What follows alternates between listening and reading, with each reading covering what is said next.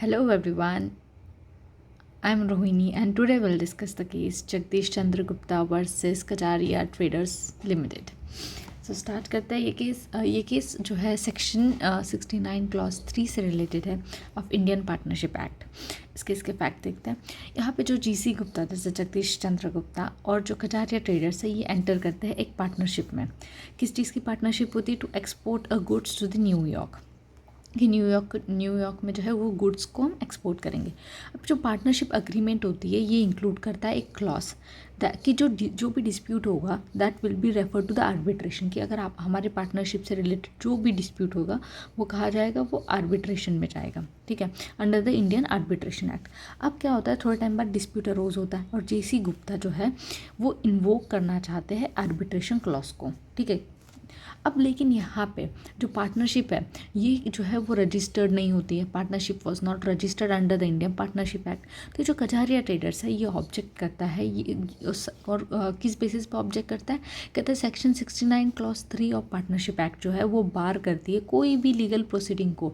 क्यों? अगर आपकी फर्म अनरजिस्टर्ड है तो आप लीगल प्रोसीडिंग में नहीं जा सकते हो, राइट। दैट इज 69 क्लॉज 3 को उसने साइड किया कजारिया ने। और जेसी गुप्ता कहाँ जाना चाह रहा है? आर्बिट्रेशन में। और जो कजारिया जी है वो कह रहा है कि भाई 69 क्लॉज 3 के अंदर नहीं जा सकते। तो ये दोनों में डिस्प्यूट चल रहा है। फैक्ट क्लियर है।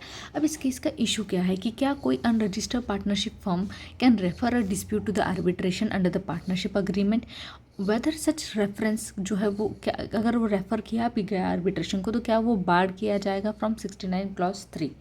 ये इशू इस केस का। अब जजमेंट की बात करते हैं तो सुप्रीम कोर्ट ने क्या कहा कि जो रेफरेंस है आर्बिट्रेशन के लिए वो बार्ड होगा अंडर द 69 क्लॉज 3। क्यों होगा?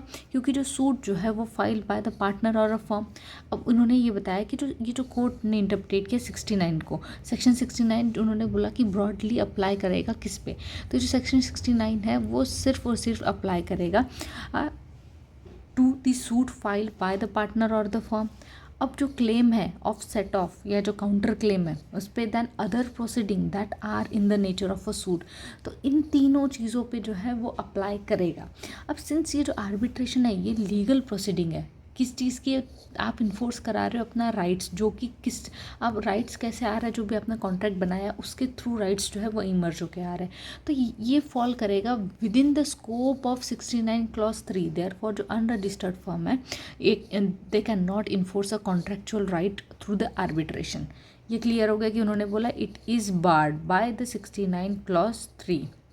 अब देखते हैं कि सेक्शन 69 क्लॉज 3 क्या कहता है, ठीक है। अब हम रेशियो और प्रिंसिपल की बात करते हैं। That bar not only the suit but also the arbitration, मतलब सूट तो बार होंगे ही 69 में बट आर्बिट्रेशन भी बार होगा और बाकी सारी लीगल प्रोसीडिंग जो कि इनिशिएट की गई है बाय या on the behalf of the unregistered firm, या तो अनरजिस्टर्ड फर्म ने किया या अनरजिस्टर्ड फर्म के बिहाफ पे कोई कर रहा, तो वो दोनों सूट, आर्बिट्रेशन और लीगल प्रोसीडिंग। और ये जो फर्म मस्ट बी रजिस्टर्ड, तो फर्म कैसे होनी चाहिए? रजिस्टर्ड होनी चाहिए ताकि वो इन्फोर्स करे अपने राइट्स को जो भी कॉन्ट्रैक्ट से अराइज हो रहे हैं इंक्लूडिंग आर्बिट्रेशन क्लॉज। तो कोर्ट ने एम्फेसाइज किया यहाँ पे नीड फॉर अ ट्रांसपेरेंसी और legal compliance in a partnership operation.